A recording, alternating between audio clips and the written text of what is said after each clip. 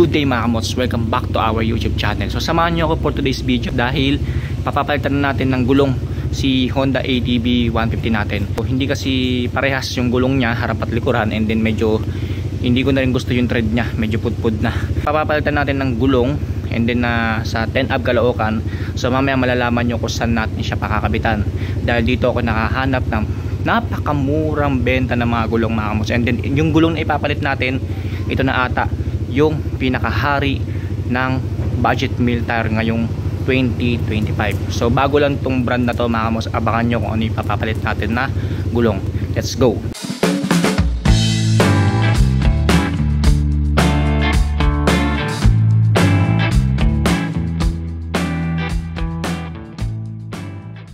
Dito nga ay nakarating na tayo sa 10AB Caloocan sa shop na ito para papalitan na ng gulong si Honda ADB natin harap at likuran. Narito na nga rin pala yung bagong gulong na ipapalit natin para sa Honda ADB 150 natin.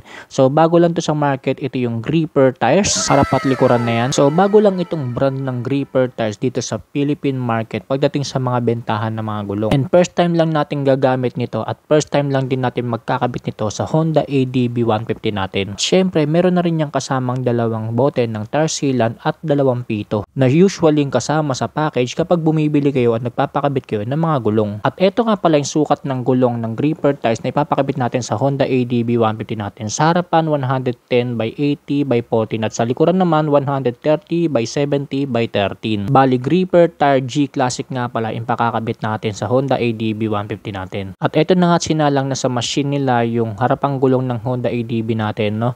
So tatanggalin muna yung luma at papakita ko sa inyo yung kondisyon ng luma mga kamots kung bakit ako nakapag-decide na magpalit na ng gulong harap at likuran. Bukod kasi sa hindi parehas ang brand ng currently ng gulong na yan ay medyo pudpud na rin siya at medyo gamit na rin na-given kapag bumibili ka ng mga second hand na motor. And eto na nga yung current condition ng gulong na tinanggal sa harapan. If I'm not mistaken, ang tatak nito is KRX. And kung makikita nyo talaga sa condition niya, talagang hindi na siya advisable pang gamitin sa mga malalayo ang biyahe. Pero pagka mga malapit ang biyahe lang, pwede pa naman to dahil medyo okay pa naman yung tread niya. At ito na nga yung gripper tire na ikakabit natin sa harapan ng Honda ADB 150 natin. So hindi siya dual sports mga kamots na at wala pa tayong budget para sa talagang quality na dual sport pang Honda ADB. Kaya ito muna ang susubukan nating gulong, which is the gripper tire.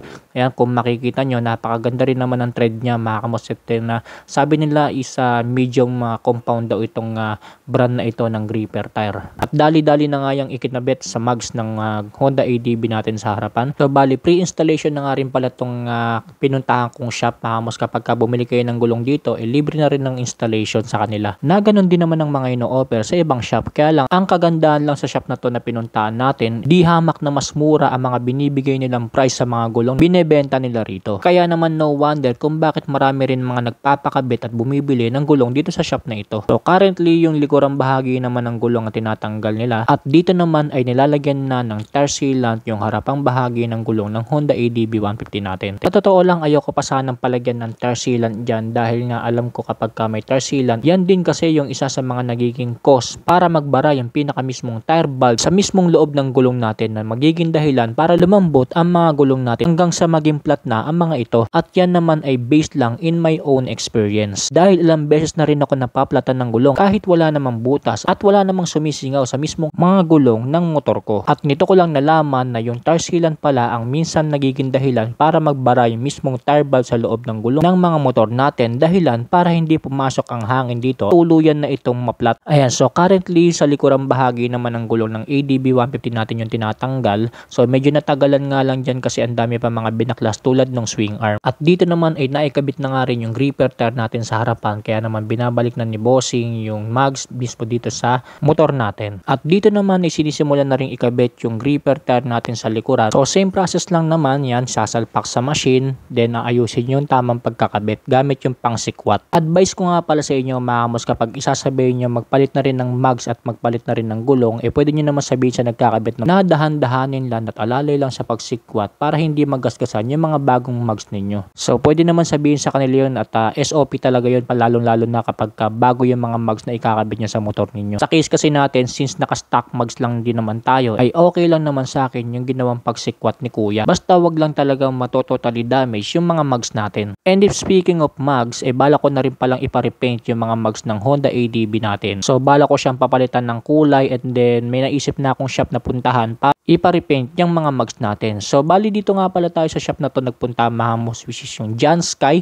na matatagpuan dito sa kahabaan ng 10th Avenue, Caloocan. At kung matatandaan nga rin ninyo, dito rin natin pinakabitan ng bagong gulong si Blackibit natin, no? Kaya naman for the second time around, muli tayong bumalik dito sa John Sky para magpalit muli ng gulong, at this time para naman sa Honda ADB natin. So ito nga pala yung mga katabi niyang shop. Sa kaliwa kanina yung DNC Trading, at ito namang sa kanan ay yung Speedway. So dito nga pala sila sa kahabaan ng 10th Avenue, Caloocan, at katapat nila mismo yung Spin Moto. And kapag nakita nyo yung Spin Moto na yan, sa harapan niyan yung John Sky na pinuntahan natin. So madali nyo lang sila makikita mga kamos, lalo na kapag galing kayo sa LRT at hindi na kayo maliligaw pa.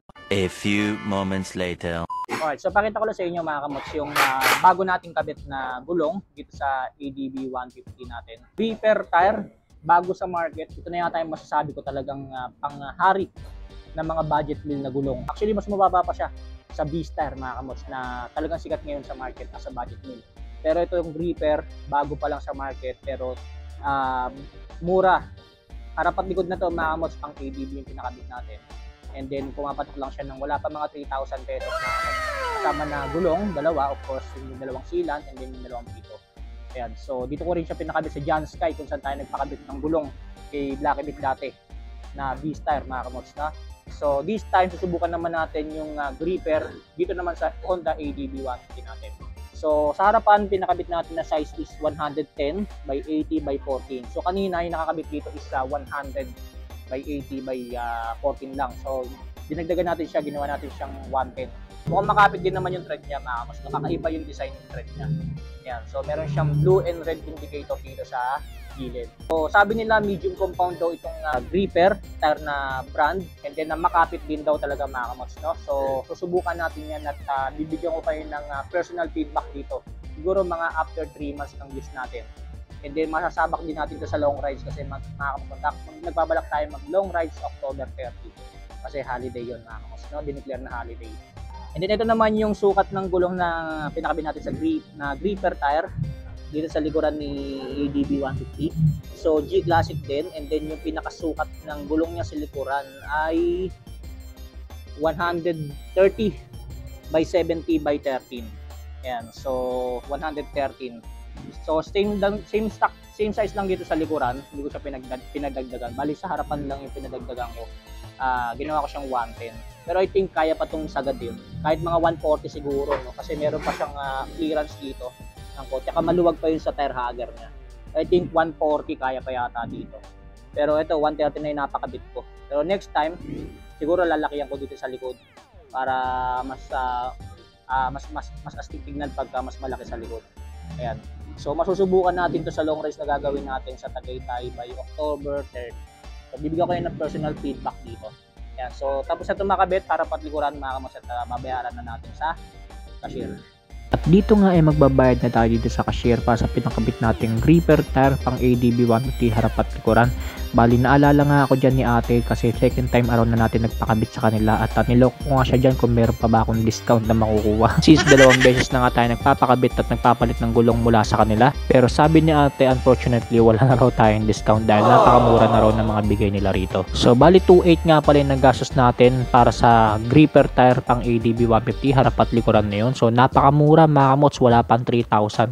May kasama ng free sealant and then free pito at libre installation pa. Kaya naman for sure na babalik ulit ako dito sa John Sky para magpalit ulit ng mga gulong ng Honda ADB 150 natin sa susunod. Kaya naman kung naghahanap kayo ng mga budget meal na gulong at mura magbenta, isa itong John Sky sa mga maire-recommend ko sa inyo dito sa 10th Ave Caloocan. At ako na mismo nagsasabi sa inyo na napakamura talaga ng mga benta nila ng mga gulong dito, na isa sa pinakamalaking advantage nila sa ibang shop na katabi nila rito. Okay, so yan mga kamots, bali tapos na tayo magpakabit ng gulong na gripper para sa Honda ADB natin, harap at likod. So shoutout sa John Sky na for the second time around. Uwi na tayo mga kamots.